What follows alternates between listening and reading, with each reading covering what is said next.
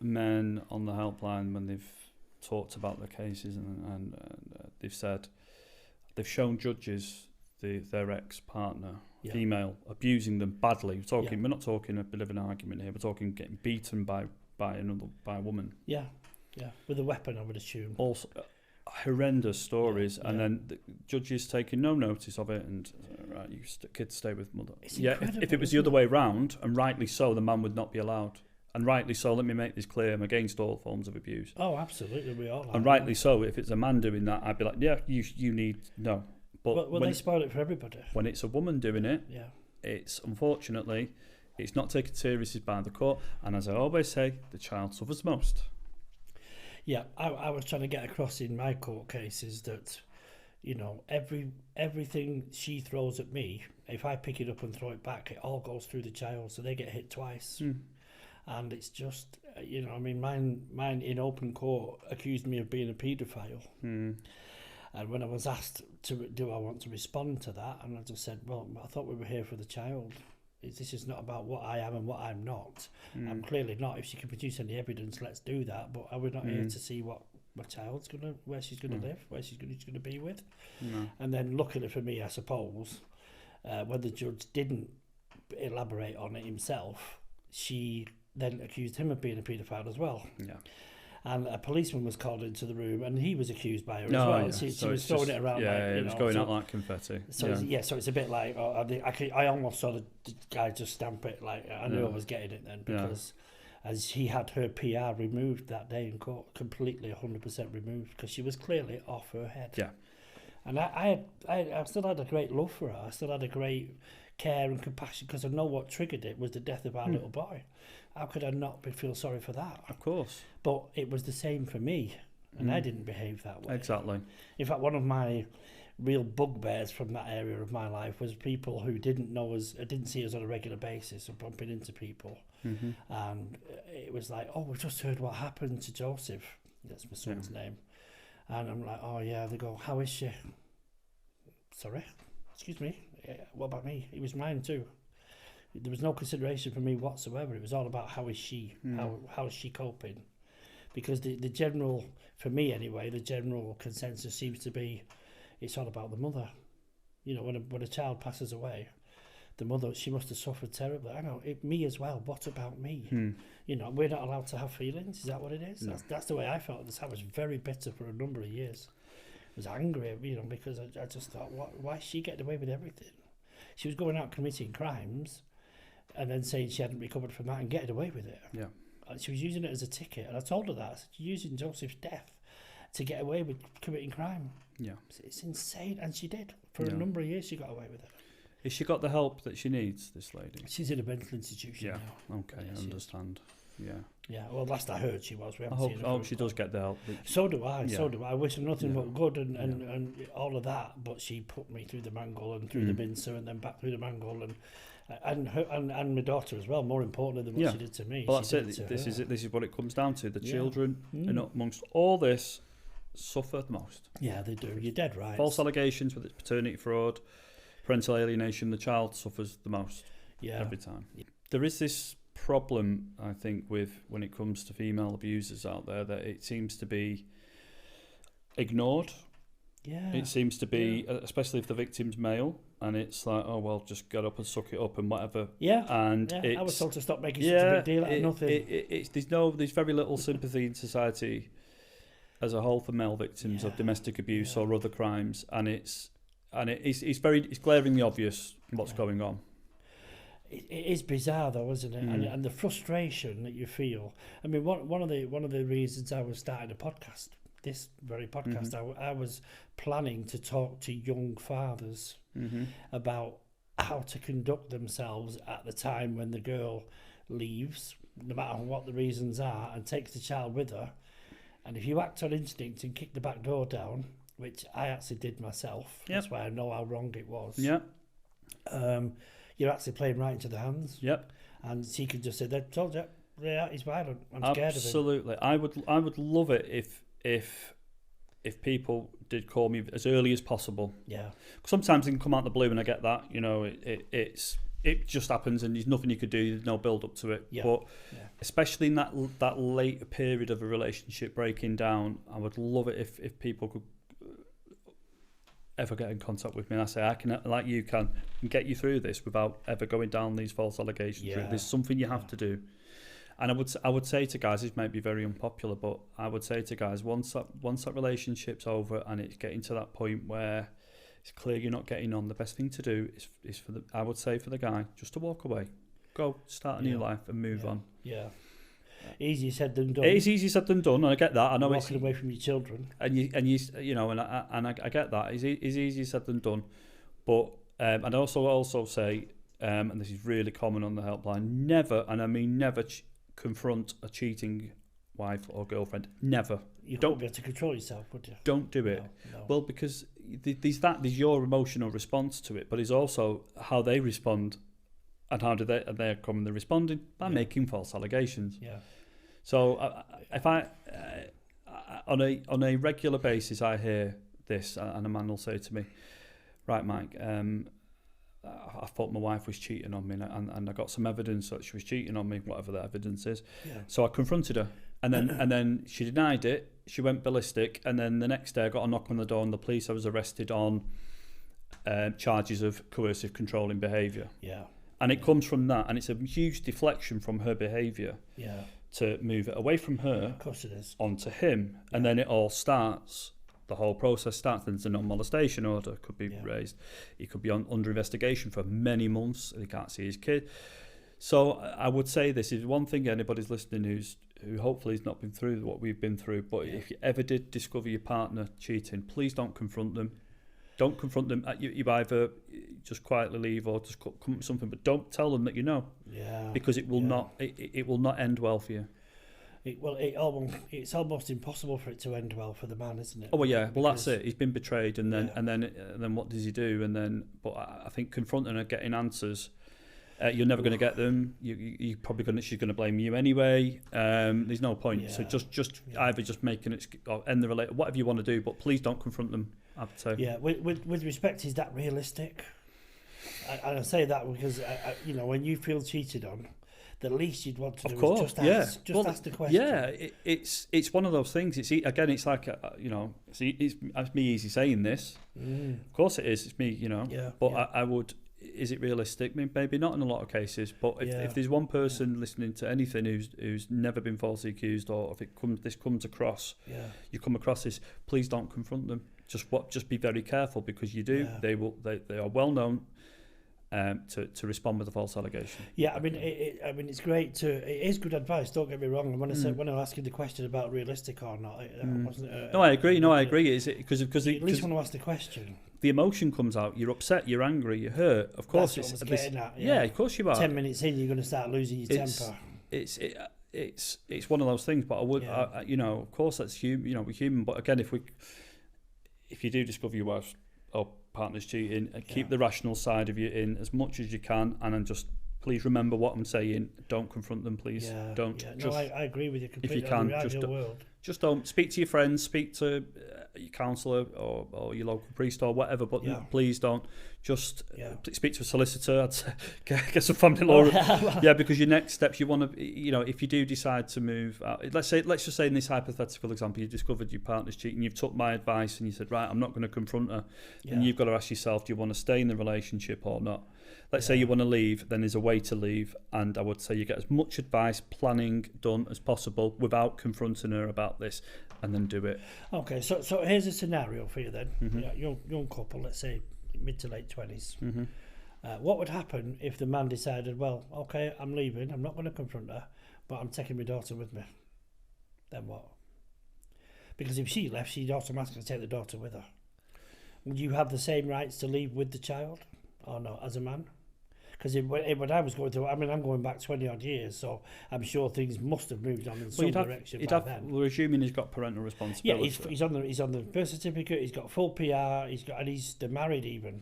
Could whatever. Do, but I don't think there's anything stopping them from taking. You never hear of that happening, do you? No, really? Usually because again, this is just the way it is. Men do work longer hours, so they do tend. It does tend to favour the women anyway, quite naturally. But yeah, if you took child with her, then that could provoke her into making a false allegation. That could be another trigger for her to do it. Yeah. And I would say to people, don't confront them about cheating. Get as much advice as you can legally, because there's all sorts of legal implications, whether you're married or unmarried, whether you own property or you don't, and the children and so on. And there's lots of multifaceted. I would say certainly consult a family law solicitor. And maybe that could be one of the questions. What happens if I leave and take my daughter with me, or my son, or my kids? I think the way I understand it could. And then they go and listen. Then she's going to be, why have you taken the kids? And then she could make a false allegation, get the kids back, and this is why. So again, everything being reversible, she leaves and takes the daughter with her, and then he says, "Well, I think she's going to sexually assault that child."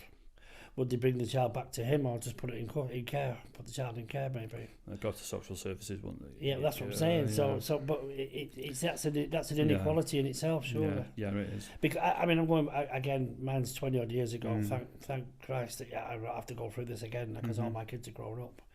But I just felt when it happened to me, when there's a couple of occasions where she started to get into drugs and stuff after Joseph passed, and I still wanted to help her, still in love with her, I still wanted to help her and save her, and get back to where we were and have another child and all of that stuff, but she ran off to a shelter, a refuge in Longsight in Manchester, Plymouth Grove, I remember, and of course I got wind of where she was, and I went round to see her, and they just said, "Well, phone the police. If you don't go away, we'll phone the police." And I said, "Well, she's made an allegation of you beating her up or threatening to, and all. She was 5'1", I'm 6'2". They saw me. I felt like a monster. I'd never even raised my voice to her, and I felt like a monster. I did, and it made me. And I said, "Well, where's my help?" And I found, I don't know if this is the same now, but again, I'm going back a long time. I ended up doing some research in the old days of Ask Jeeves, before Google was a thing, and there was 600 and something female refugees in the UK, and only 2 for men. There isn't many at all. There was only 2 at that time, because I found them both. One was in London and one was in Glasgow. I don't think there's many more now. So, because I couldn't afford to carry on paying for the house without her, so I was going to become homeless. Yeah. And no one cared. No. Nobody gave a damn. She was given a bed, she was given a room, she was given benefits, and I got nothing, less than nothing. I lost my home. Yeah. And then six weeks later, she's recovered, come back out of this stupor that she was in, gets in touch with me. She was free to just come and find me and be with me, no problem. And stupidly, I know now as an older man, I let her get away with that. We got another home, and this cycle just kept repeating. And she found she got comfortable, she got bored, she found drugs again, she went to a refuge again, making all kinds of allegations about me, none of which were ever substantiated because they just weren't true.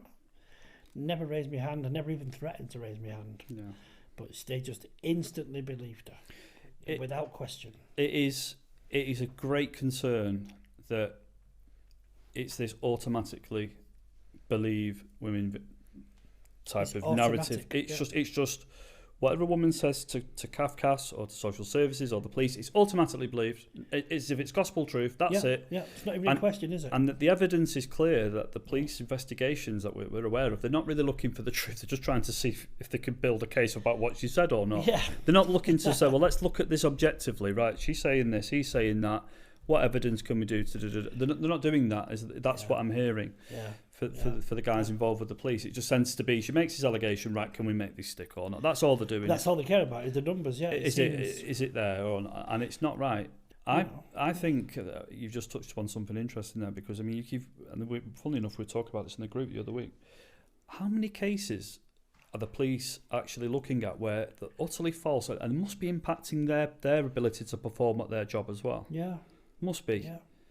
Must be, because they must be fed up of clogging up the system with false allegations coming from a warring couple that have just broke up, and then they know that. I'm sure even some have said off the record to me that we know a lot of these are false, but we've got to investigate them, which is fine. I get that. We can't this is what's happening. They're getting hit with a lot of these false allegations, so that they're then like 18 months in that example. I know many guys, it's a year minimum before they've found out. Yeah. It's got to stop. And it has. I asked a question, again, going back to my case. I asked a question in court. He asked the other court, why can't it just be parent A and parent B? Why do you have to have a gender? Why can't we look at it objectively? What parent A could offer the child, what parent B, and mix them up. You don't always make the A the man, B the woman, or whatever, so that they can look at it to see which is the best, if you like, package for the child or children. Yeah. And then it can't possibly be biased then. To me, that's a simple solution to it. Yeah. A judge could look at it, or a panel, or whoever it is, could look at it objectively that way, that parent A. Because even in the old days, it wasn't the same. But you couldn't even assume now that a nurse would be a woman, for example, or a truck driver would be a man, because they could do any job now. Everyone can. So, I think that would be the fairest way to do it. Yeah. But they won't. They won't do it. I've asked them many times in the past. No. They don't care. Like, as you say, I think sometimes they just want to clear the decks and just. Just finish it, close the file, and if that means you don't see your kids having done nothing wrong, they don't care. They don't seem to care, to me anyway. No. Which 9 times out of 10, it's the guy that gets shoved out of the whole equation and left without any help. We're not imagining it, are we? No. When we say that the family court is biased against men, it is an undeniable truth. You're not imagining it. People sat there might be thinking, well, these are just two bitter men. No, it's not. It's true. It is absolutely true. Well, I don't know about in your case. In mine, my proof is in the pudding, because my kids are all fine. Now the ones that I brought up are absolutely fine. Well, the child I was conned into believing was man I don't see. Sorry, do you mind if was the child yours in the end or not? No, not mine. Right. So I was conned, Phil, into believing the child was mine. Right.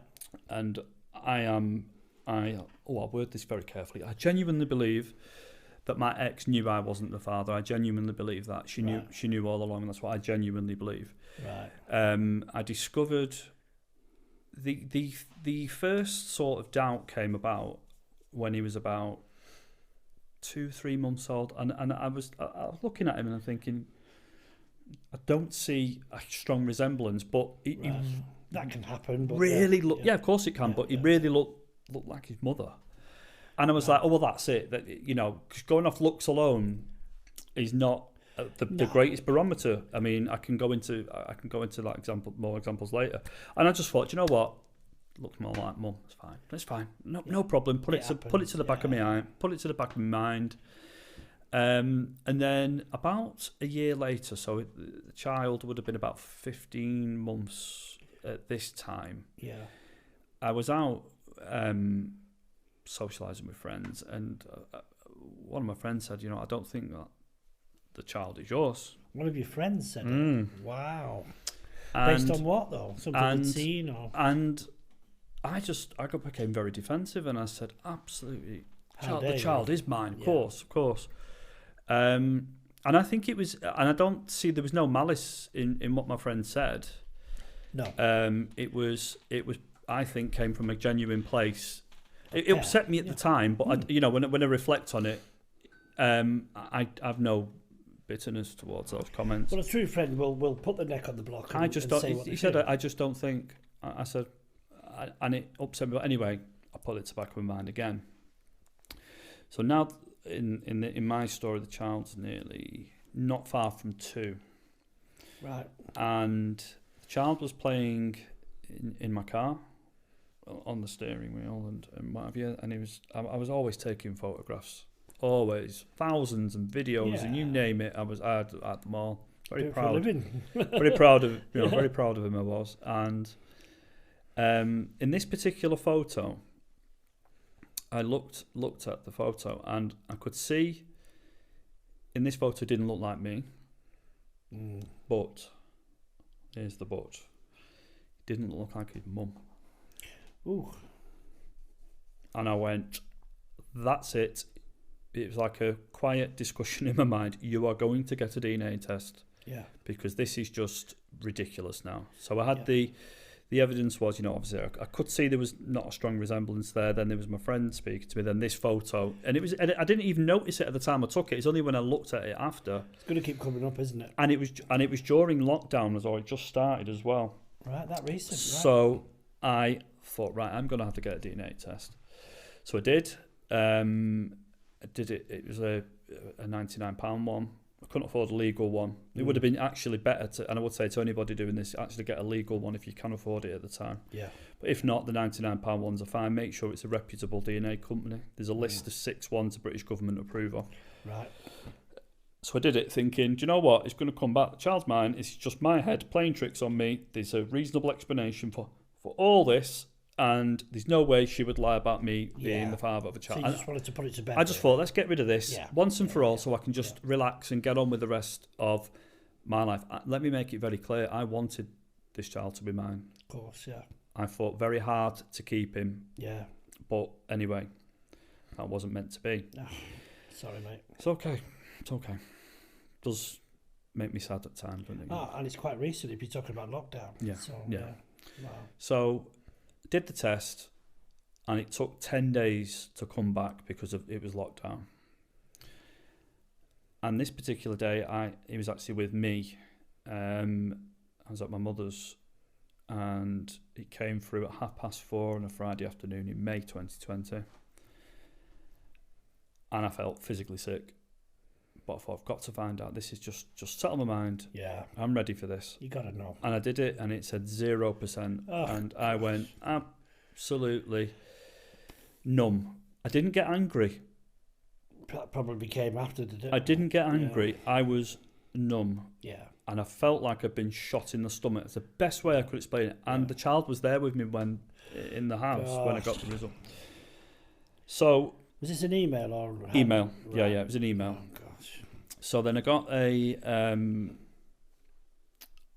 I didn't know what to do, and I rung up my brother, and he was like, "Oh my God!" And he was, I'm at this point, my mother and father were there.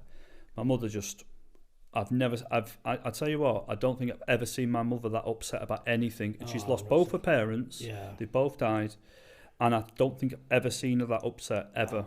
Wow. Ever. No surprise, really, is it? But she was unbelievably upset. I can't put into words. He's a very stoic man, my dad, and he was upset, but he just doesn't show his emotions. Old school. He's very he's ex-British Army, and he's he has stiff upper lip and all that nonsense. I get that. Yeah. And I didn't know what to do. So I rang my brother up, and I thought, right, I'm going to ring my ex up. Yeah. Oh, sorry, just so it makes a bit more sense. By this time, we'd split up, but I was co-parenting, and it was very, very, very, very, very well. We were co-parenting very well. Let me make that clear. It was wonderful. I'd have him a couple of one night a week, but I'd see him nearly every day. Right.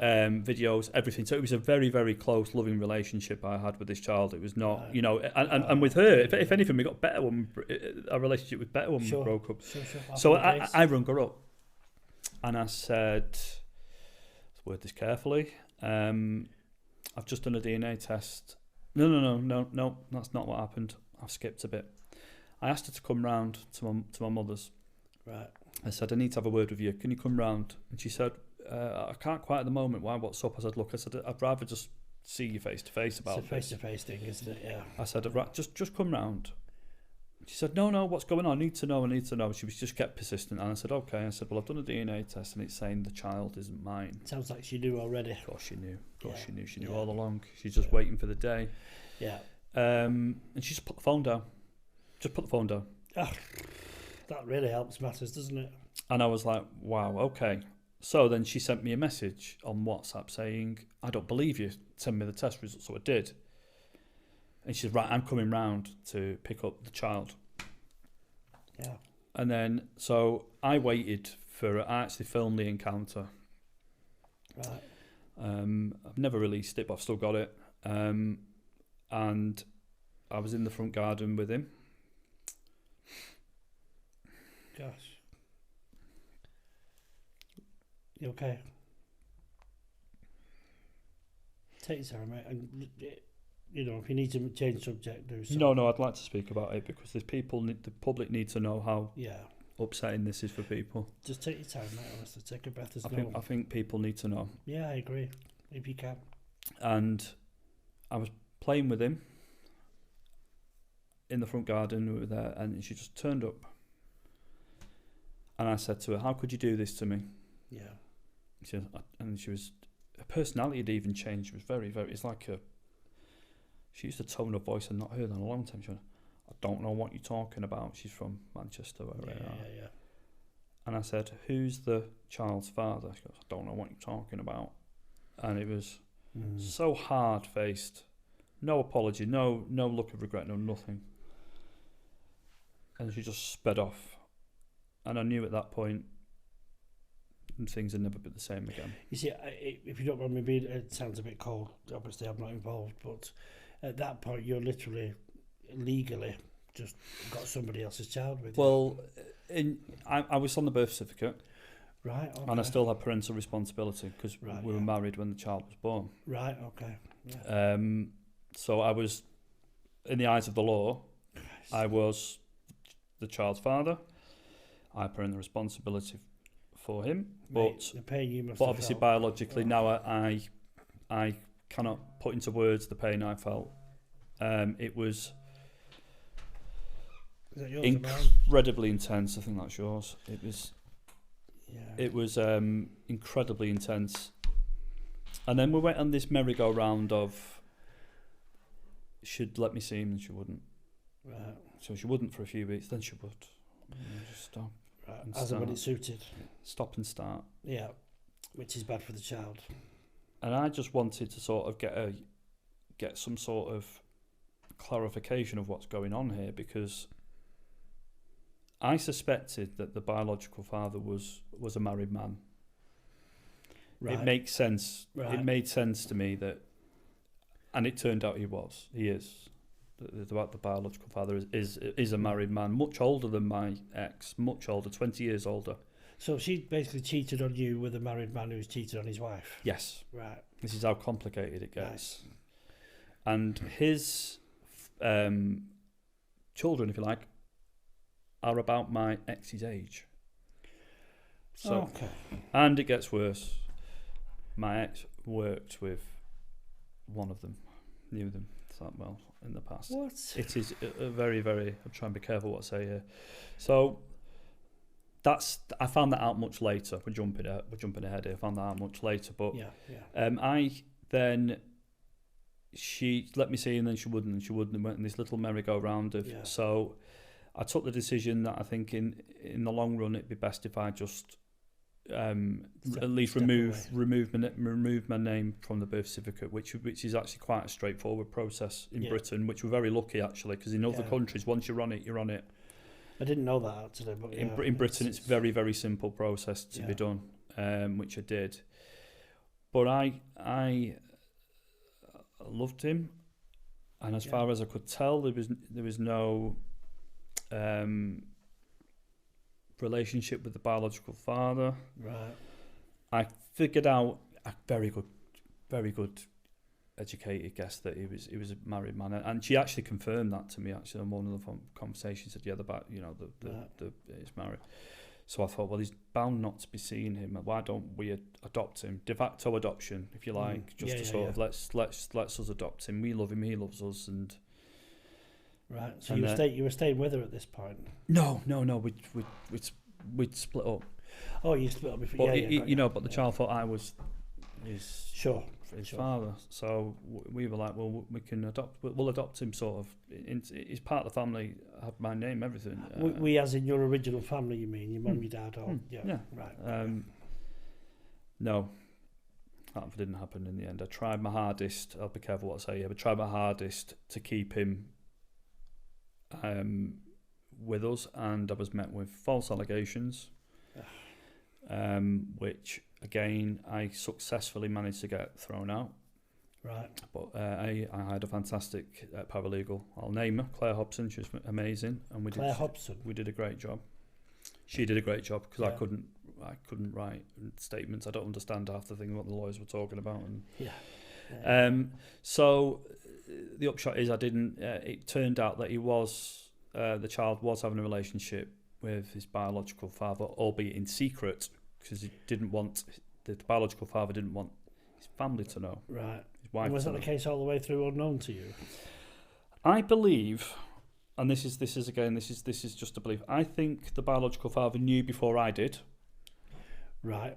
Okay. There's a little bit of evidence out there which I think suggests to me he was introduced to the child, I believe, about 4 or 5 months before I found out, without revealing too much. There's a bit of evidence there that I think, do you know what, that says to me he knew before me. And there was a lot of weird things going on in the run-up to that DNA. She said something weird to me once. It was about 2 months before I did the DNA test, and she said, "Oh, the child, not no name, goes up to people in the park and calls them dad." So she definitely knew what was coming, because I was going to say to you, it's only a matter of time before the child grows up old enough to mention the other friend or whatever. So she said that. She said to me that, and I was still the child, sort of, no DNA test had been done at this time. Yeah. But I remember thinking a really weird thing to say, and obviously now it makes sense. I think what that was a very, very clever deflection of her. I think she did that. She told me that just in case if I was ever out with the child, and he went up to somebody and called him dad. Yeah, it's a preemptive strike. And she goes, and she said, "Oh, I've told you." He goes up to people and calls them dad. That's what that was. It was very clever, but she didn't realise how it actually helped tip me to get a DNA test. It just made me a little bit more suspicious that I had anyway. What a red flag that is. Oh, it's huge. But she just came out of it. She said, "Oh, he goes up to people in the park and calls them dad." And I remember, a weird, and it just, that was part of the doubts as well. But I think the biological father knew a few months before I did. Yeah, I don't think he knew when the child was born. I believe that. I believe he didn't know then, but I think he found out a bit before when I found out. But I believe, I could be wrong, but there's a bit of evidence to say he was seeing him at some point. Yeah. So I decided. Sorry, if you don't mind me asking, do you think he was contributing financially? As far as I know, it was minimal in the end. Right. As far as I know, it was minimal birthday presents and a few bits and bobs. As far as I know. And what I'm trying to establish is that whether she had any kind of relationship with the man still, just in terms of win on the roundabout and win on the swings. You're being dad and doing a great job clearly, and he can dip his hand in his pocket as well. Possibly. Do you know what I mean? I'm not sure. It wouldn't surprise me, but I'm not sure. And then this story gets even worse for the child. And remember, I'm adamant about this. I know how badly it's hurt me and my family, but I keep saying this repeatedly. The child gets hurt the most. Of course, they do. And the child, the child was having a secret relationship with his biological father, and then his family found out about the child. Right. Okay. That it was his, or just that he's got a relationship with this other child? Both. Right. Both. So they found out the truth. The man's wife and his adult children. And once that came out, he walked away from the child I was raising. No. He walked away completely. Gone. No. Stayed. So he stayed with his wife. That's their business. Listen, I'm not here to... You see, it's guys like that, though, on the bigger picture, that make it harder for all of us. Yeah. They can just wash their hands of it. He's walked away, has no contact with... And he's done that off his own. So he's just walked away. He's a prick. And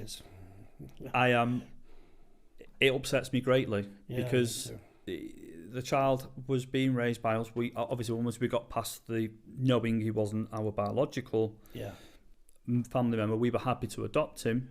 And still do the best for him. Raise him and whatever else. But then he tried to be in his life, albeit in secret. He wanted his cake and eat it still, of being the child's life, see him in secret, and still have his family. And then when the choice was given, that when his family found out, he had to make a choice. He chose his family over an innocent, over a young child, and it to this day, that upsets me.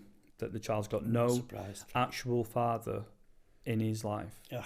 He has. Of course, he's got a father. Everyone's got a father. He exists, but he doesn't. He's got a sperm donor. Really, hasn't he? I cannot put into words how much that upsets me. I'm sure. I don't mean to be flippant when I say that, but it actually keeps me awake at night thinking I'm not surprised. that there's an innocent child there who's done nothing wrong. Yeah. Yet he has to suffer because of the actions of adults. Yeah, not that it matters this part really, but she is 100% responsible for that. Yeah. The fact that this child, this poor lad, is growing up without a positive male role model potentially, she's totally responsible. Absolutely. Will you ever get an apology? Not a chance. No. Not a chance. And it's the child's will suffer the most out of all this. Yeah, let's hope not. Touch wood. Let's hope something somewhere steps in and helps him to be the man that he needs to be. Yeah. I just hope that there's a happy ending for the child. Yeah, I really do, and I hope and pray that just something happens and there's a nice ending for him. But as it stands, I don't know. You see, it's very clear to me because yours is still quite new compared to mine, especially, and it's obviously still quite raw, understandably so.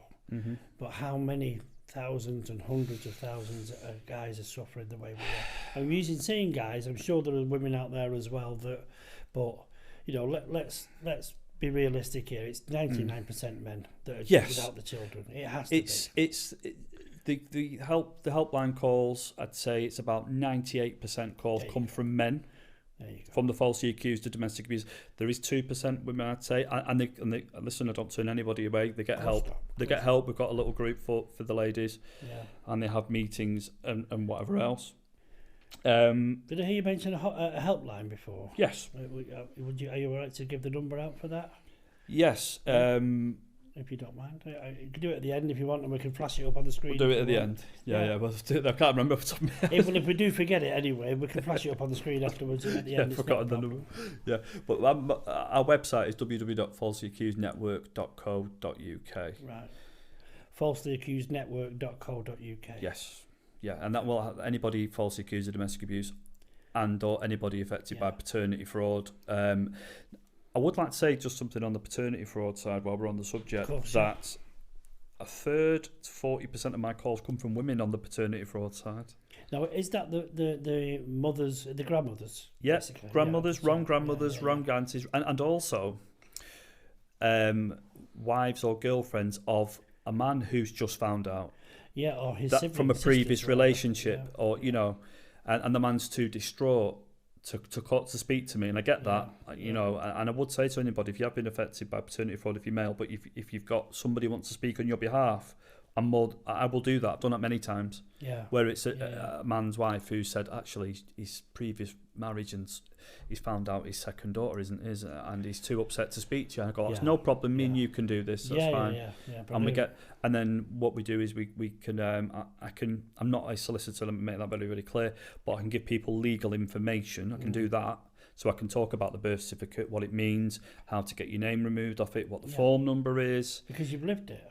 I can do that. I can do that, all that with them. But if they want legal assistance, I know a very, very good family law solicitor, Shakin Yat, based in London, but he's from the north of England. He's very passionate about helping people paternity fraud victims. Right, good. And then we got some fantastic paralegal Mackenzie friends that I know dotted about all over the country. So you can, wherever you are on the economic spectrum, you're going to get help. You're not turned away. You're going to get some help. And if you can't afford either, then we have a group and we have free legal information and so on and so on. So you're covered. So let me ask you, do you see an improvement in the trend of men getting more help, or is it not? Is it flat? Is it still? Because as I said earlier, in my time, 20 odd years ago, there was only 2 refuges for men. There was nobody I could ring. There was nobody. I think I rang the Samaritans once, and they were sceptical at best. I think I think it's gone a bit flat, but it's going to get better. I think since the Johnny Depp case, that has helped men immensely. He spoke for millions of us out there who've been through that, who've been abused or have been falsely accused. Well, it's actually both, isn't it? She was clearly abusing him. Undoubtedly, without a doubt, undoubtedly. And what he did for us was just an amazing thing. And I think from that, men are now quite more open to talking and accepting help and the stigma's going away. Of course it is, and that's what we need. There's an author who I've he's in our group now, and he writes books, and with Jared Whittaker, who was a very badly abused male by his ex, battered. I mean, she used to batter him, but he's massive. This that he's breaking the stigma down. So there's guys like Jared Whittaker out there doing stuff. Yeah. And I said to him, I've said to him in private many times, said, what you're doing for men, you don't realise it. We've all got our part to play here. This podcast has got a part in it. I've got a part. Good. We've got Gerard Whittaker. We've got everybody. We've all got our little way of doing this. You know what I mean? Yeah.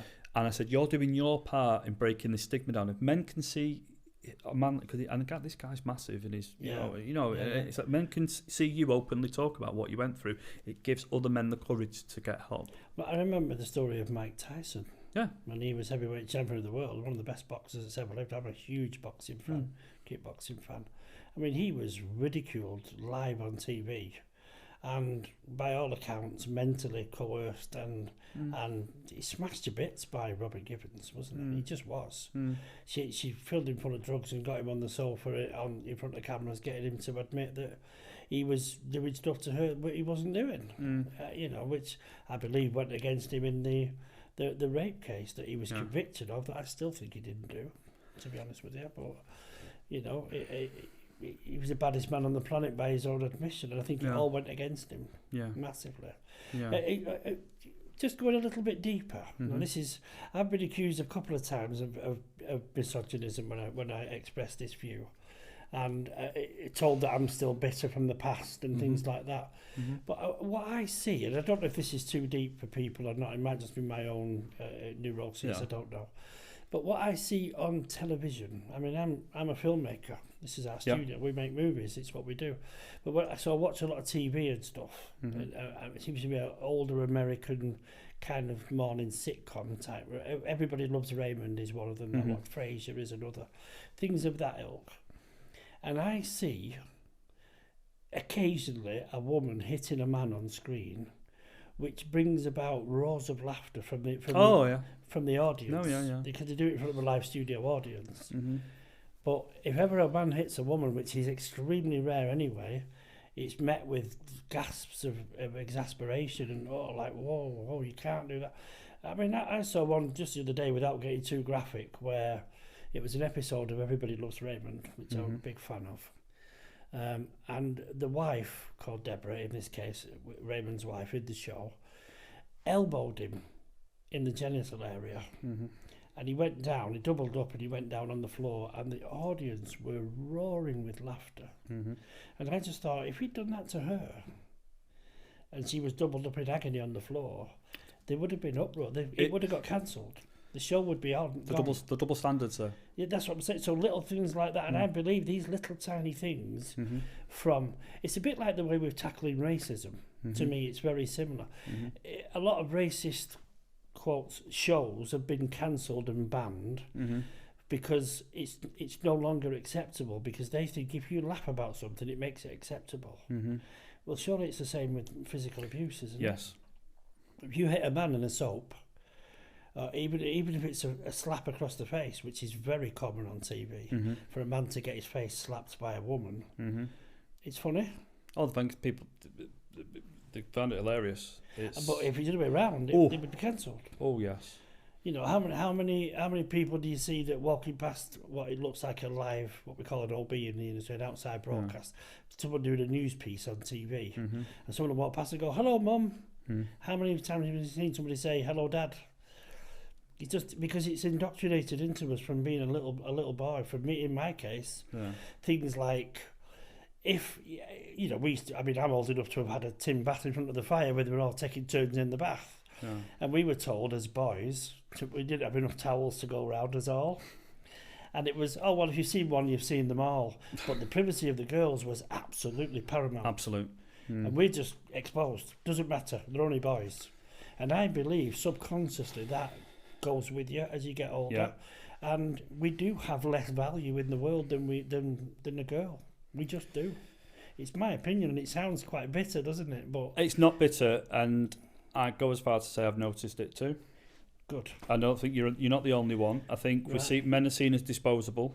Yeah. We're seen as less than, we're all equal, but some are more equal than others. And that's what they say. So we need to decide whether we want equality or not. Correct. Is this what we want? Are we gonna? If we talk about equality, we've got the Equality Act 2010, which people think protects men. It really doesn't. No. But we need to be. Are we serious about equality or not? That's the way I see it. I think we need to get to this. We need to have this conversation. Yeah. Because if it's 1% difference, it's not equal. No. You can't be a little bit equal. Mm-hmm. It's either equal or it's not. Yeah.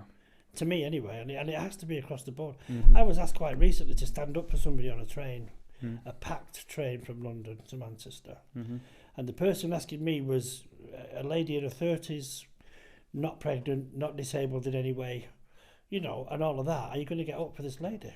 Who said that to you? A woman, literally on the shoulder. Are you going to get up for this lady and let her sit down? And I said, well, are you pregnant? And she went, what do you mean? I said, are you pregnant? Are you disabled? Is there something wrong? Is there any reason why you want me to get up? Well, because she's a lady. Well, that's not good enough. And I flatly refused. I'd expected to get pelters from around the train, but I actually got a round of applause, which I thought was encouraging. But I didn't want a round of applause either, but I thought if she'd have been pregnant, if she'd have been with a stick or sticks, you might have offered, regardless of her gender, I'd have got up with man, woman, or what. I don't care.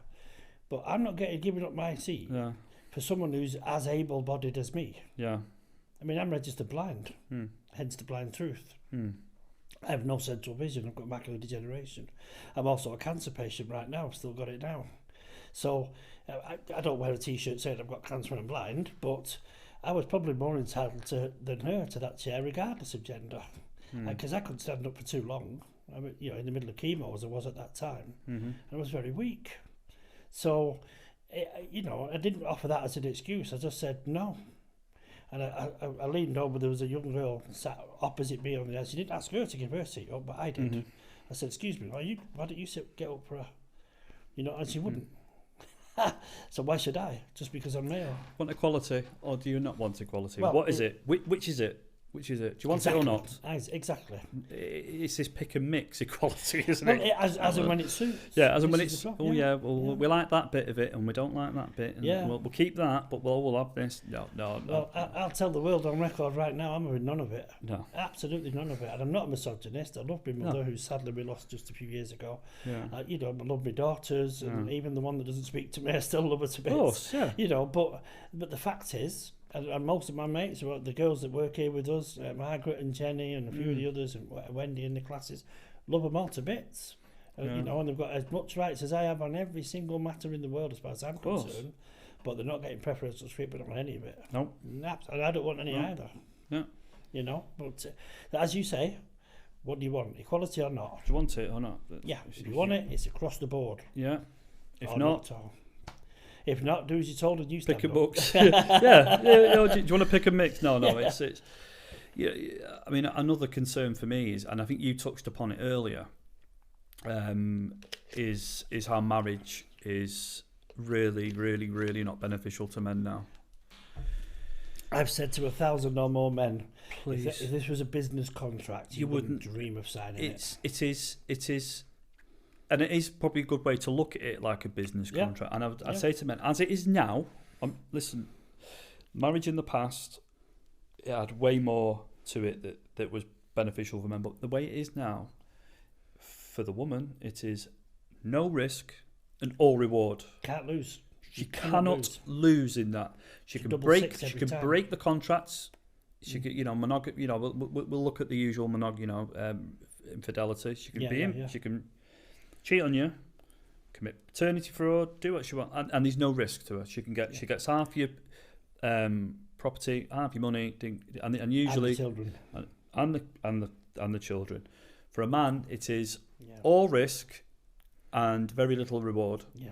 And I'd say to men out there today, please just think very carefully before getting married, or if you do, you've really got to make sure, take a long time sussing this woman out, who you're with. Yeah, well, to have the courage of my own convictions, I've had 7 children with different partners in total, excuse me, and I've never been married, and I would never get married, mainly because I'm a lifelong atheist anyway. I don't believe in all that stuff. But regardless of that, from the legal standpoint, I would not dream of it, because you cannot win.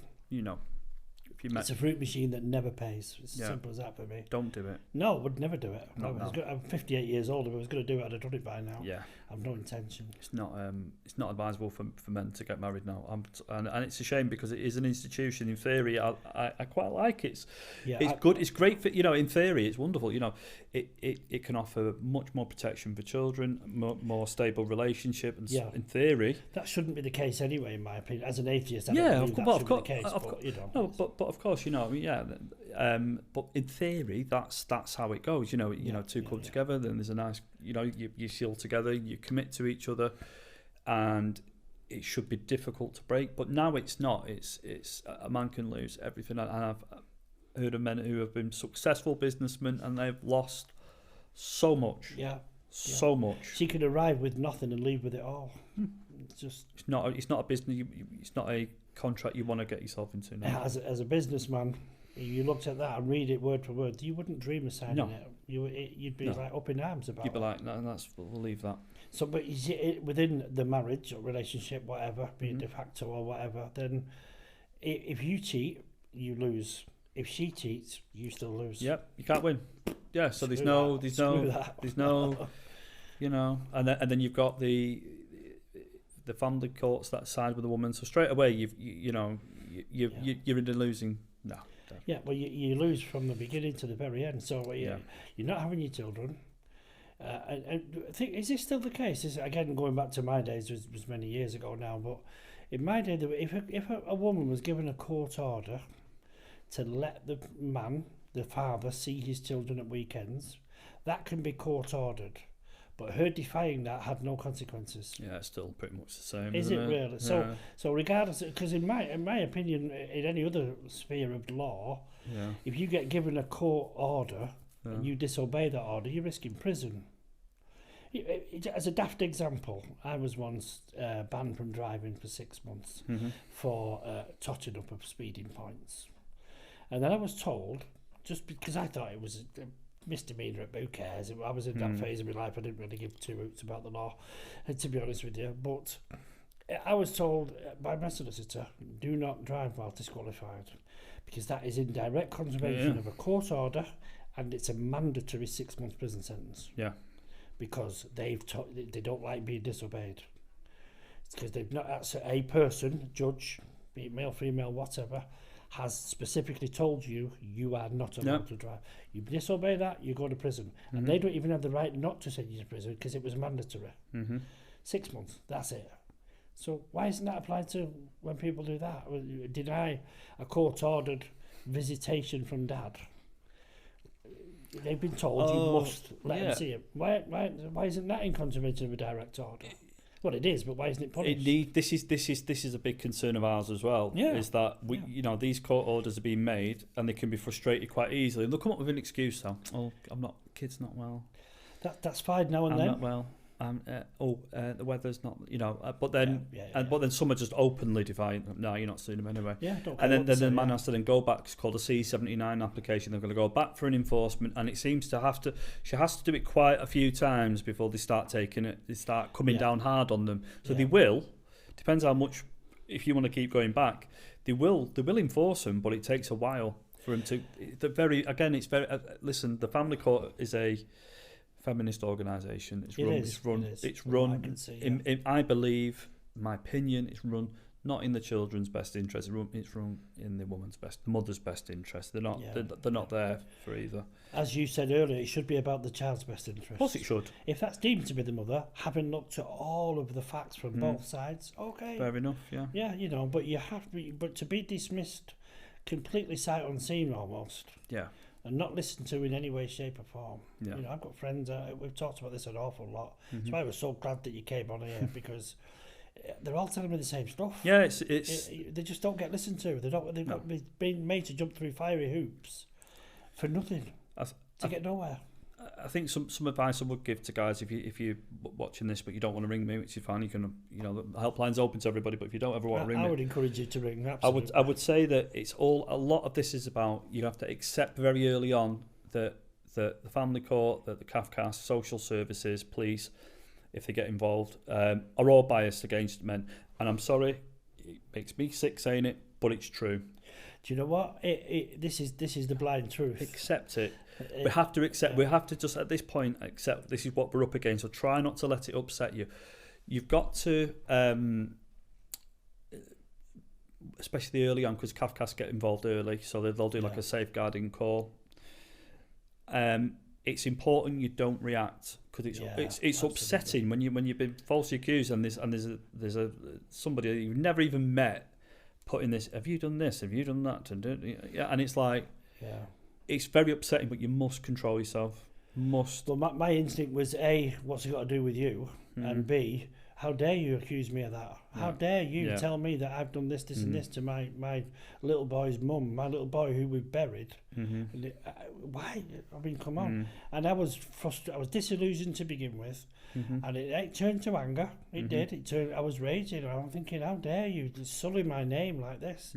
And she did it just to get a bed, to get somewhere to stay, which I'm glad she did in that respect, because I still cared for her. But my name was absolutely in the mud. As far as they're concerned, I was an abuser, I was a domestic violence perpetrator, and I was none of them things, not one of them. All based on just words. Just her words. Just her words. A known, registered drug addict, and later on prostitute. That's it. She would have said and done anything to get me away from her, and all she had to do was tell me that, and I would have done exactly that. But I was trying to explain, since we lost our little boy, she's not been right. She's not, and I want to help her. I love her to bits. I'm here for her. Well, you can't be here for her. Just go away. That's what I was told at the door in Longside at the refuge.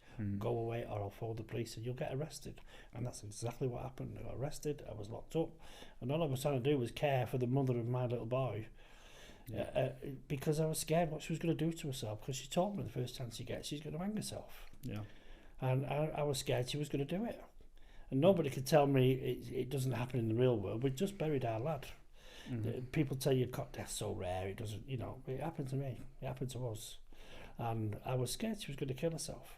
I was, and the frustration I felt as a young energetic man, I was willing to tear doors down. I didn't in the end, but I was got to do.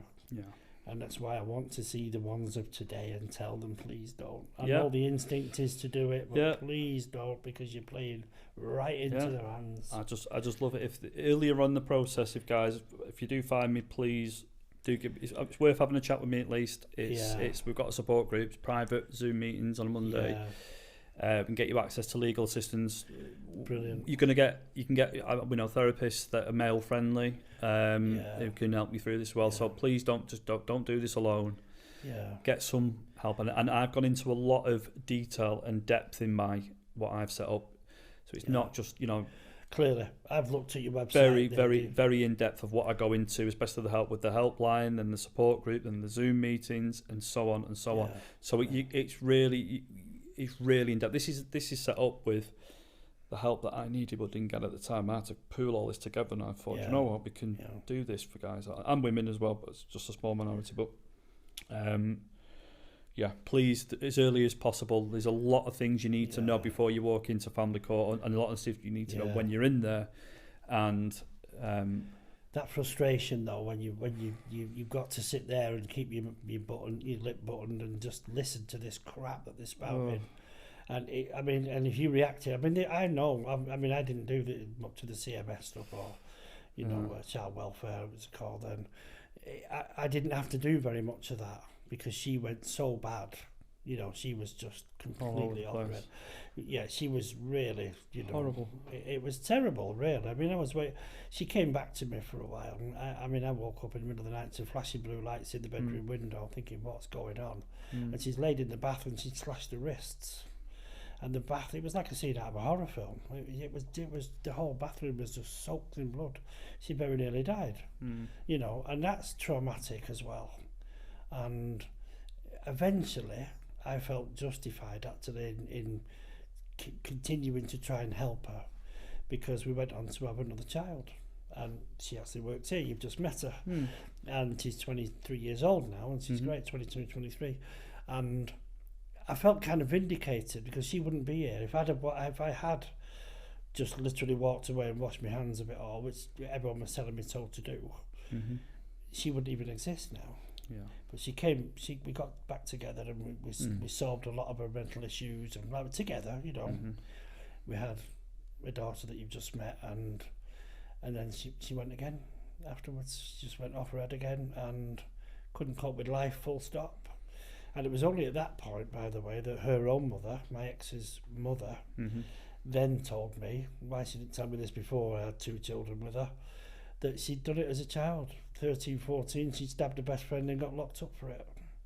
So that was long before having lost a child to cot death. So there was no excuse. It was rubbish, absolute garbage, using our little boy's death as an excuse for bad behaviour. I completely agree with you, and I'd say to a lot of men that have gone through what we've been through, with false allegations and paternity fraud and other things, is that just because the mother who's done this is probably mentally ill, and I'm going to go a bit further than that, and some sort of personality disorder, which is quite serious.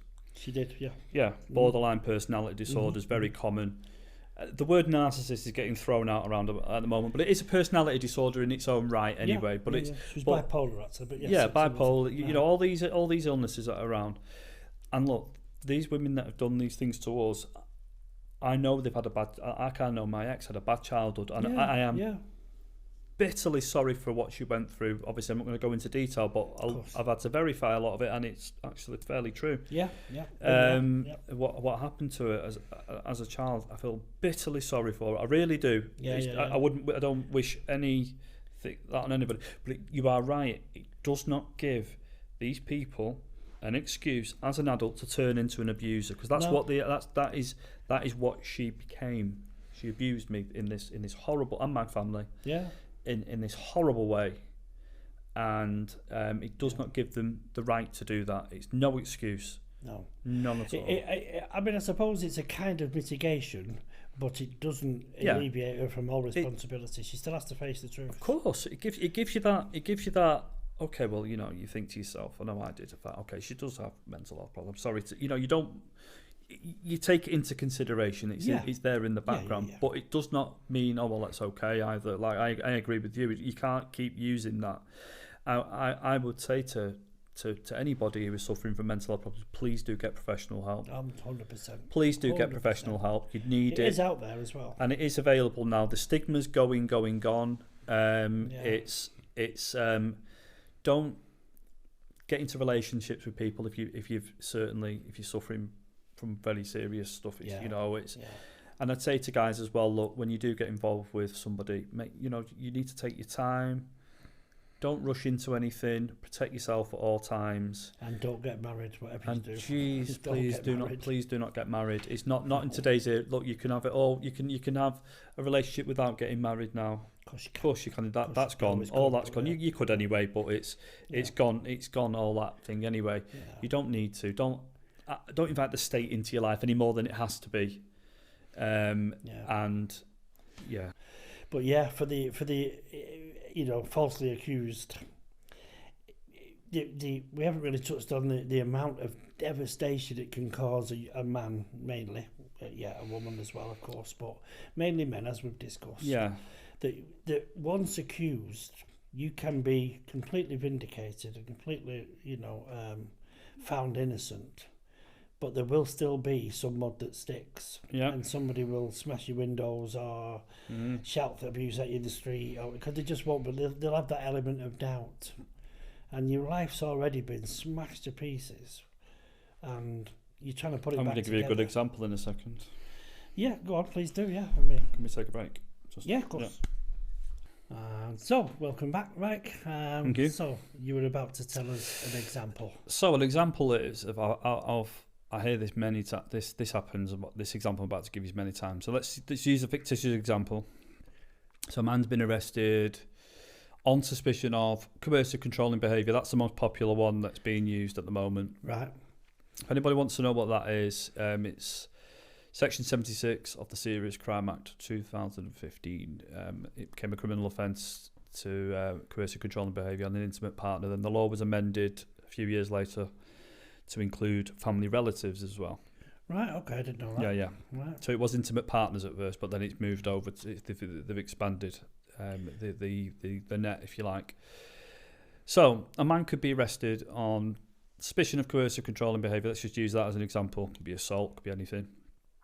Police could look at it and decide no further action. There's not enough evidence for a prosecution. Right. In the meantime, the man may have been denied contact to the children. The family courts could have started, and then the family court could still look at that allegation. Just because the police have said no further action, the family court can carry on. What? They can continue? Absolutely. Because their threshold of proof is lower. It is the balance of probabilities. Right, okay. They have to be 51% certain. Okay. That sounds a little bit like guilty till proved innocent. But so anyway. then the guy then thinks, it's great. The police have took no further action, which is great, fantastic. You know, there's going to be no criminal charges or what have you. Yeah. But it doesn't mean it's over. Right. So you've been accused. You've had it thrown out or not guilty or whatever. The police, or even a jury could have said, not guilty. Yeah, but the family court can still look at that allegation. And what about friends, family, neighbours, local hoodlums, all of that? I assume, a bit of the mud sticks, as we were saying earlier. Oh yeah. So your windows could go in, your car gets smashed. Yeah, and a common one is men. Lose all the friends. Right, don't want to be associated with. So the social circle can, if they've just believed her allegation, not even, and a lot of the time not even spoke to the man for his side of the story, or they've just run with whatever the woman said, and then he's lost his friends, highly isolated. A lot of guys that I speak to completely alone, cut off, and that's what falsely accused tries to at least. Some address is that, okay, we have got a support group, you can come to the meetings. Yeah. And I say to guys that have been that are going through this, do not isolate yourself. Right. Please do not. If you have hobbies, whatever they are, keep doing them. Walking, fishing, football, go to watch the greatest football team in the world, Manchester City. I totally agree with that as well. Keep doing it. Don't just sit there, please. And I know why people isolate, and I did for a short while. But don't, if you can, please keep your life as normal. If you can, if you're mentally well enough, carry on working if you can. Because some guys do, unfortunately, because they're so traumatised and upset and it's affected them very deeply mentally, they do stop working. Some do. Do some ever have self-doubts? Do they start to reanalyse things and think, was I a bit I've had the person say that in some of the meetings. Maybe, and I said, no. Did what that person accused you of, did that happen? No, right, then you're innocent. Yeah. I mean, weirdly, you just mentioned Man City. They're about to be falsely accused, proven innocent, aren't they? This is what we hope. 115 charges. Yeah, let's get them all thrown out. Let's get. What's going to happen to them? Yeah. Yeah. So I mean, as you say, but the collateral damage on the man's life is huge, and there is evidence out there that it can. That men are killing themselves because of this. There is some well-known cases, but there's other ones where, unfortunately, there is men taking their own life. And I say to anybody, if you're watching this and you're going through it and you've not rung me yet, please do call me. Yeah. So other implications of the imbalance, if you like, of consideration by the authorities. Mm-hmm. There are medical implications to not being the father, aren't there?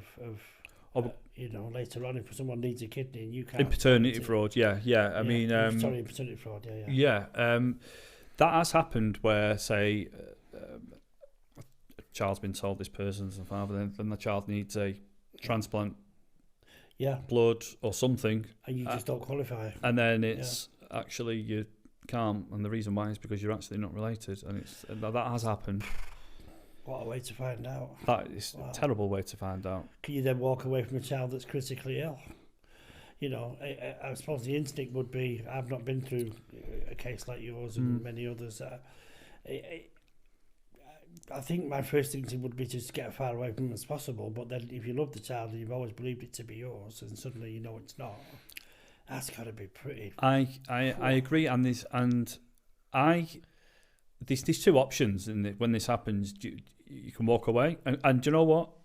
If a man decides, who finds out that a child isn't theirs through paternity fraud, and decides to walk away, I 100% support that decision. I do. Right. To me, it's up to the man now. Well, yeah, for once, yeah. If he wants to, and I get that, and I've had cases on the helpline where they found out and they said, "I've just got to walk away," and I said, "Do you do what you think's best for you now? It's about you." Yeah. And if you think that's the best for you, you're getting no judgment from me because that's your decision. I'm on your side. Yeah. And there's other men like me that wanted the child, and I wanted the child and I wanted to keep him, and I was blocked. And there is some that I do know of some cases where the mother's revealed that it was a paternity fraud, and then he's carried on being the father, and it's worked out well. Yeah, for the child mainly. For the child, yeah. And you know, the one I'm thinking of is he found out when the child was 8, she just blurted it out. Yeah. And this one I'm thinking of, he said, "No, I love this child. I'm on the birth certificate." And again, this so much depends on what the mother wants. And the mother went with it, said, "Yeah, go on, then we'll carry it on. You can be the child now knows." Yeah. That this is his adopted father, if you like. But I don't blame any man if they ever decide to walk away. No, I don't, to be honest. I don't blame any. I also wouldn't judge them if they decided to stay in. Exactly. In fact, I'd say, well done you. But, you're giving the boy a dad. I think either is quite selfless act, really. Yeah, yeah. I think either is absolutely fine. And I know some men that walked away and I've said, "Look, that's what you think. I'll support you."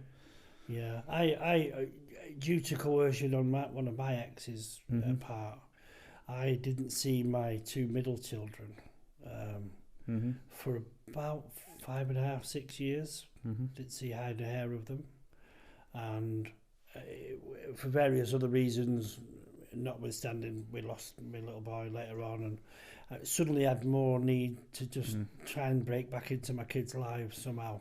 I'd missed them terribly for the whole time.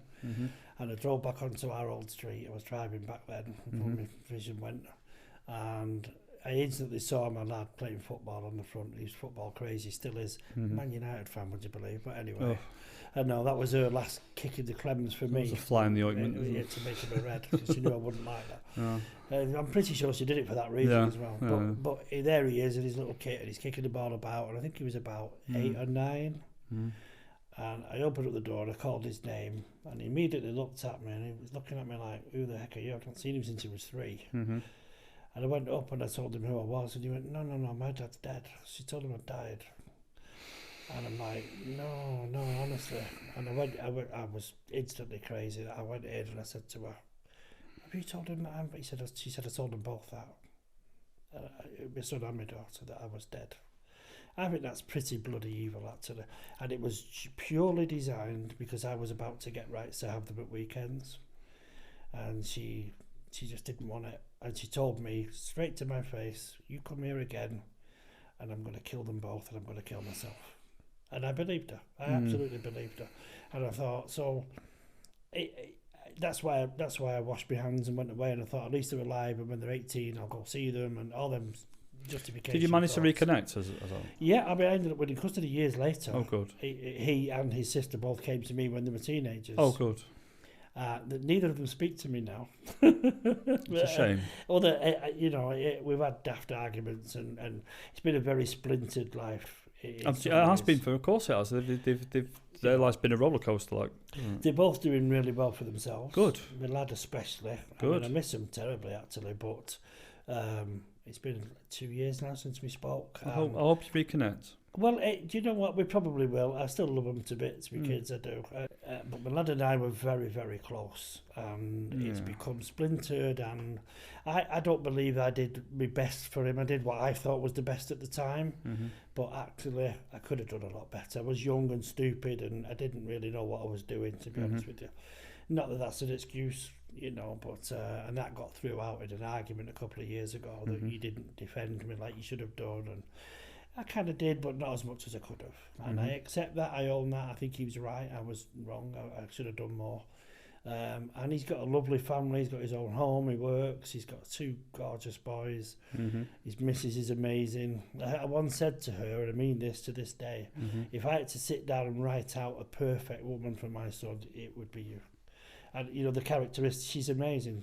I nearly said her name then, I won't do. No.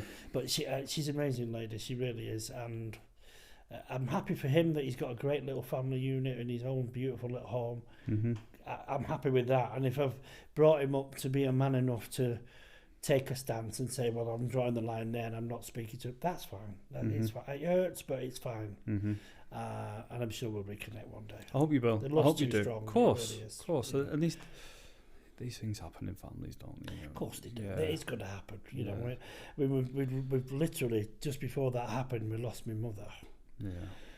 Which he was very close to. All my kids love my mum to bits. And then I got cancer. You know, and then I got very ill, and there was a very highly charged situation, and I think we said things we didn't mean, I think, both of us. But I'm sure one day... In emotion. Yeah, listen, one day I'm old enough and daft enough now and ugly enough to know that it'll sort itself out. Good. I hope it does. I hope it does. I think it will. But he's a great lad. And the older girl, you know, the same. I've still got a love for her. Good. All of that, you know. It'll come round. She's got 4 children. Good. So I've got plenty of grandkids knocking about. Yeah. They're never... Yeah, so it's a bit of a Walton situation. There's plenty of us, you know, but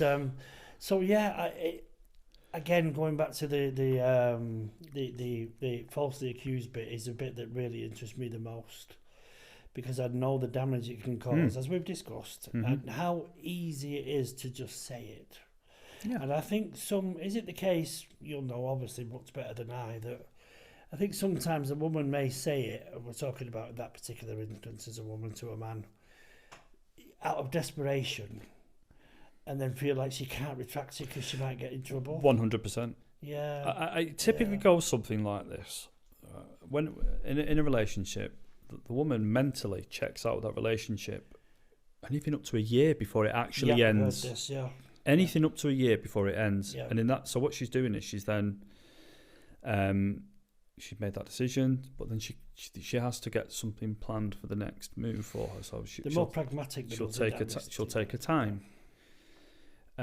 She may start seeing another man on the sly, and then, but also a man will notice changes in her behaviour. Her phone's upside down, and she might be going out and disappear, you know, and all sorts. Little things like that. But also, what she will do is typically is that. She will start to emotionally abuse or verbally abuse her partner in the hope that it'll just leave. Oh, really? I've had enough. Subconsciously pushing him away. Just trying to push him away. Right. Sex stops, all that stuff. Right. And a lot of men, if they put a lot of investment in, they could own the house. They could have 2 kids. They're thinking, I don't want to leave. I've got a lot, you know. So a lot of men don't pick up on this. And then either... She's been cheating and she's been caught is very common, like I said. But also, I think in certain cases, she's just had enough of the relationship. Yeah. And she wants this man out quickly as possible. So in her head, she's left it a year ago. She's just... So it's not just a overnight thing. So he's surplus to requirements as far as he's gone. It's over. She might have met another man. She just wants him out. Yeah. So she thinks, what's the quickest way to get rid of him? Now, it's been a year, she's thinking, oh my God. I know, tell the police. He's hit me. He's gone. Yeah, that's it. That's it. Over, now, once she's told the lie, she can't take it back. Right, for fear of reprisals. Yeah, she can't do that, legal or otherwise. Yeah. So I think that's why a lot of them don't. These criminal cases, anyway, don't get anywhere because they're false and they're blatantly false, and it's just because she just wants them out. But once she's done that, she's done it. Yeah, it's a bit like trying to put the genie back in the bottle, isn't it?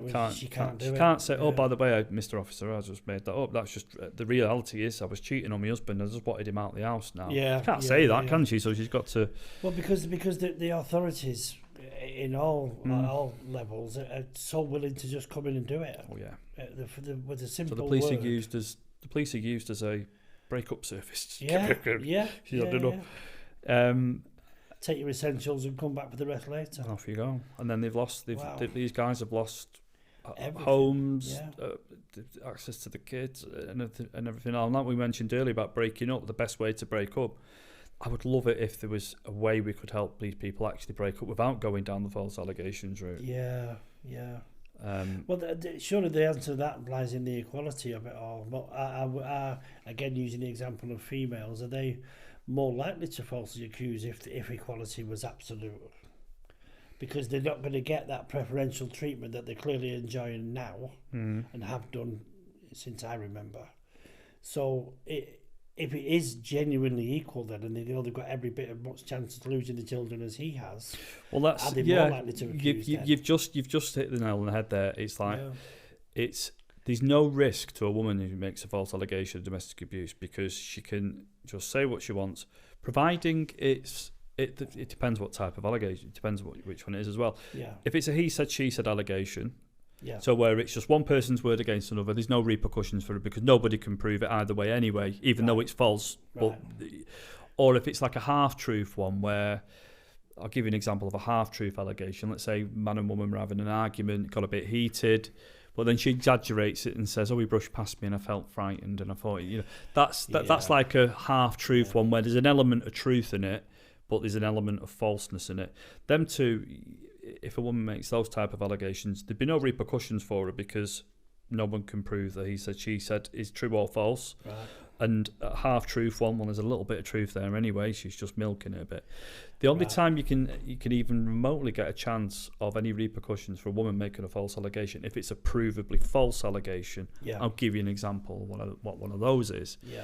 Is let's say she says, right, my husband was stalking me and he was following me down Staley Bridge High Street on the 1st of August this year. Yet when the police look at it, and they can look at ANPR cameras and everything and and he was in Scotland for 2 weeks. That's a provably false allegation. Then that leads to two potential criminal charges. One is wasting police time. For her. Right. But then there's a 6-month time limit on that. So from the moment she made the allegation, there's 6 months for them to bring a charge for that charge because it's a summary offence. And the other one is perverting the course of justice, which is a much more serious charge. There's no time limit on that, but the criteria is very, very high. It's a prisonable offence, that is. It's very, very high. Yeah. So very, very few women ever, if ever at all, ever face any criminal repercussions for these actions. Yeah, it's rare, but there is stuff on the law in these statutes there. Right. So in the family court, it is illegal to make a false allegation. You sign a thing saying a statement of truth every time you do a statement in the family court. Everybody does. Is it like a stat deck? Like a statutory I think it's called the statement of truth. I think is the name of it, his actual name of it, and it says, "I am telling the truth to the best of my knowledge." Blah blah blah blah blah blah blah blah. Yeah. And if I'm not, it's perjury. There is never ever been anyone jailed for false allegations in the family court, despite even court rulings where the judge has said this allegation is false. They've still not taken any legal action for it. So this is why this is the problem. Okay. There's no risk. It's all reward. Yeah, again. It's all no risk, all reward. Don't care, right? Yeah, I want to destroy him. Right, I'll just say this like that. You don't get to see the kid, and then at the end of it, they could say, "Oh well, right, that's it." Because again, in my experience, the way a woman loves you, and then the way she stops loving you, from that moment, she doesn't care what she inflicts on you. Not at all.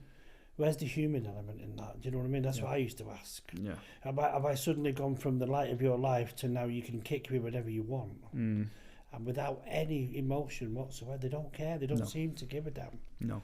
You know, but it, like you said, I mean, it's a bit of a quandary really when you think about it in another way. That I've always thought there should be repercussions for a false accusation. But if that is decreed, declared, whatever, they're then less likely to retract it because there are implications. Well, that's it. Yeah. So it's a bit like you can't win again. There is now. I mean, there is. In the criminal law, you're not allowed to do it, and you make a false statement, and it is against the law, and blah blah blah blah blah. But it's just never. Never taken off. Again, it's dependent whether you can prove that allegation is false. I keep saying that word prove. You've got to be able to prove that she knew it was false. So he said, she said, you know she's lying. She knows she's lying, but there's nobody independently can verify that. If this is and she's not going to retract it, especially if there are implications to doing so. So it's just the ones where they slip up, where they go, they stretch it a bit too much, and there's a bit too much where you can prove it was true or not. They're the ones. And there's nothing. Gets very murky, that, doesn't it? Very rare. There is some cases. Ryan Kerrison, who was a gentleman in Hull, his ex made false allegations about him, and he managed to prove they were false. And the CPS over in East Yorkshire were very reluctant to charge her, but they did in the end. His ex did a jail sentence because he ended up in prison for a few months. Yeah, right. He did manage to get a successful prosecution against her, but it's rare. It really is rare. And same with paternity fraud as well. It is against the law to see how can false accusations be so prevalent, so many of them out there, and yet so few repercussions for retraction of statement? How can that be in and of itself, that's again, I'm more equal than you. No risk. Yeah. We're all equal, but some are more equal than. Yeah, this is it. There's no risk. There's no risk for him. That's why, somebody that minded, that vindictiveness about them could do that. She can just do that. Yeah. Well, very soon coming up, I think in the next couple of weeks, I've got a working detective coming on the podcast, who is also a family liaison officer, or was. She's dealt with a lot of this kind of stuff, and I know I can without fear of contradiction, I can tell you she absolutely believes that there should be implications for it, as she absolutely believes it. I think this is something we need to really consider, is that now these false allegations are so prevalent. So when somebody is telling the truth, everybody knows somebody who knows somebody who knows somebody who's been in the family court or been this, and we're at the point now where we should be believing people. You don't want people to lie about this. This is the problem. Yeah, I mean, you can't be. But forced to be believed. Now we're all like, no. But in an ideal world, nobody would suffer domestic abuse. Yeah, of course. Nobody. That's what we all want. In an ideal one, we don't want it. Nobody does. That's a utopia right there, isn't it? But then, in a sort of up there after that, we'd like it where if people were abused, they could come out and safely tell us what's happening, but people wouldn't lie about it. Yeah. We don't want people lying about it. That's the problem. The thing is, you can't be automatically believed either. Oh yeah, I agree. But at least give it some due consideration. Of course. At least look at the facts. Yeah, we can't go down an automatic believe everybody, which is what they're doing now anyway. Yeah. Exactly. The other. We want. Okay, you've made these. Like, we're going to investigate it. Let's get to the truth. And police officers and social services and CAFCAS should be set there, and judges in family courts. Yeah. Not about proving what she's saying should be right. Let's get to the truth. Let's inquisitively look at everything. Give it due consideration. Come in with an open mind. Come in with no agendas. It's that right. She's saying this. Is it true or not? This is what she says. This is what he says, and let's figure it out. Yeah, he says, she not says. Not all this. Just automatically believe them. If you automatically believe one side or the other, whichever one that is where we're at. So. I mean, and in the interest of fair play and level playing fields here, men, I'll use that term, that do abuse and do hit and do SA and rape and all the rest of it, they're actually equally responsible, I think, for the level of accusations, because they make it more believable, because men are like that, is the belief, isn't it? And these guys that do that stuff need to be absolutely jailed and locked away, and and everything they get coming to them, they absolutely deserve. They shouldn't be around children if they're like that, in my opinion. But what they do is add validity to a lie. Don't they really? You know, they make it harder for all of us. Same as I've always believed, men that wash the hands of the children when they are their children, and they go to court, and because they fancy it for a while, I want to see my little lad or my girl or whatever for a while, and then fail to turn up week after week after week. They're making it hard for those of us that want our children. Exactly. And they're just as bad, aren't they? Exactly. Exactly. I hate these guys. I'm very harsh on. I'm very harsh on men like that. I do not like men that abandon the children. No, I don't. There is certain times where I can imagine when they might have to, if they are being badly abused by the partner and the mother, and the mother's that dangerous. I get it why some men have had to go, I can't do this, God. I get that. But generally speaking, in the absence of anything as serious as that, which, you know, I've got no time for men that abandon children. No, I've got no time for men that want to get out of paying the child maintenance. Yeah, exactly. And listen, the CMS, there's a lot of problems with it, and I know there's a lot of things going on there, but generally speaking, look, you have a child, you're going to pay. But it's because of them that those of us that do want our children and do want to do the right thing and don't want to be abusers, they're making it harder for us. Absolutely. I say I'm past it all now. My kids are grown up, as I keep saying, but I've been right in the thick of it. Yeah. And the general consensus being from CMS and police and many other authorities is that the chances are he's done this. That's what just because he's the owner of a penis, you know. Yeah, he's a man. Women don't. This is what they think. The women don't lie. He's a man. Oh, he's got to be. She wouldn't say it. Yeah, and this is, we've got to get past all this, and we've got to go in with an open mind with these things. And I do now with all this. I go in with a very open mind. Yeah. I want to get to the truth. Yeah. Not make up an automatic decision about. Well, I'm calling it out that in family court there should be parent A and parent B, and just draw them out of a hat before you start. Simple as that. Because I mean, to see which one's which, who's A and who's B, doesn't automatically be that A is male and B is female. Yeah. Switch them around every single case, and then everything has to be judged on its merit. Then it has to be, doesn't it? Otherwise, there can't be a bias then. Oh, there's a huge bias. We're not imagining it, are we? The family court is huge. It really is. If you sat there, you think, oh yeah, no, it is. It really is. I'm sure you've done a lot more than me, but because of what I went through and some friends, I've spoke to literally tens of thousands of guys about this, and women. We have a lot of women around in the studio and actresses, as I say, and they all think what you're doing is amazing. It really, and honestly, you should be so proud. I'm very proud of what I've achieved, and it's only going to get better. There's loads of stuff going on in the background, certainly on the legal assistance side of stuff, where we've got so crucial. We've got we found a criminal law solicitors who specialise in this area, defence, who we're referring people to. So if a guy's been, if he's been charged, or if he's maybe going to be charged with something, that we actually now know a firm of solicitors. This is their area. This is what they do. They're very passionate about it as well. And I'm building this network up constantly. I'm always on the lookout for people on the legal side, on the mental health side, who are male friendly as well. Yeah. I'm speaking to somebody later this afternoon. I'm speaking to a lady who's a trainee solicitor who's interested in helping us. So I'm going to be speaking to her later today. Fantastic. I'm doing that all the time. I want it to be so that you this happens to you, you ring me.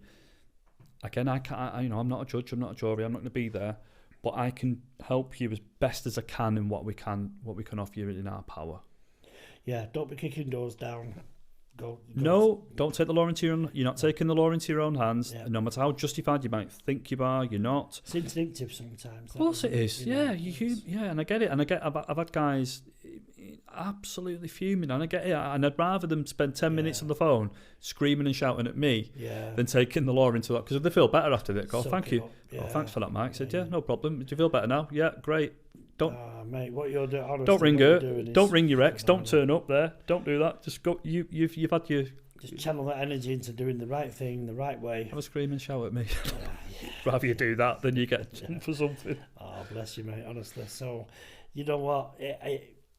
Tell your members, if any of them want to come on and tell their story, with or without names, we're wide open to you guys. Anyone that wants to come on this podcast and talk to the I can think of a few that there's one in. I'd like to do like one a week of your guys to call our girls. Come on here, grandmothers, grandfathers, whatever. If they want to come on here, tell us about their story with or without naming them. More than welcome. Yeah, there'd be. That's our little contribution to helping what you're doing. It's what you can do is by doing it's your part. We've all got a part in this. Yeah. And we've all got this podcast is brilliant because there's somebody out there that's going to listen to this and get some help. Hopefully. Yeah. But we've all got our part to play in this, and this is wonderful. Thank you very much for having me on. And just to be very clear, this is not misogyny.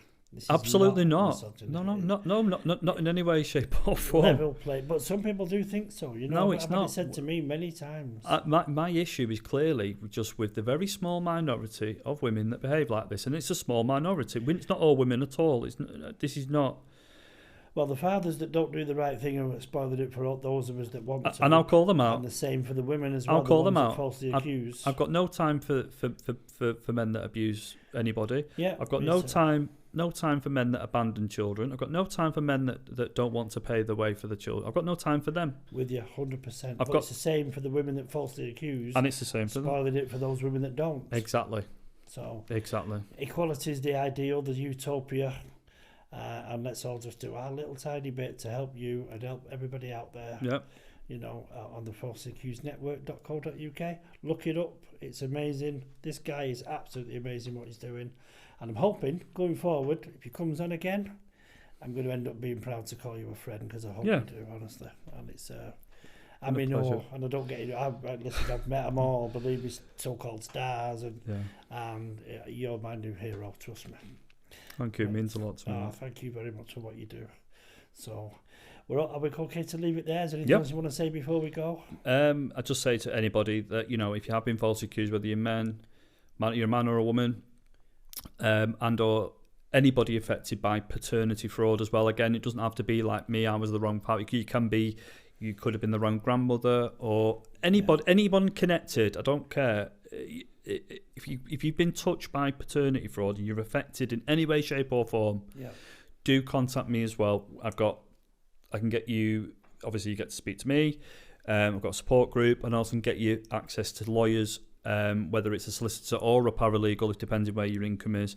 We can get you help. Yeah. So you're not just going to be sat there wondering what to do and whatever else. We will get you help. Absolutely brilliant, and thank you. Okay. And you'll find the www.falseaccusednetwork.co.uk along the bottom here. Look it up.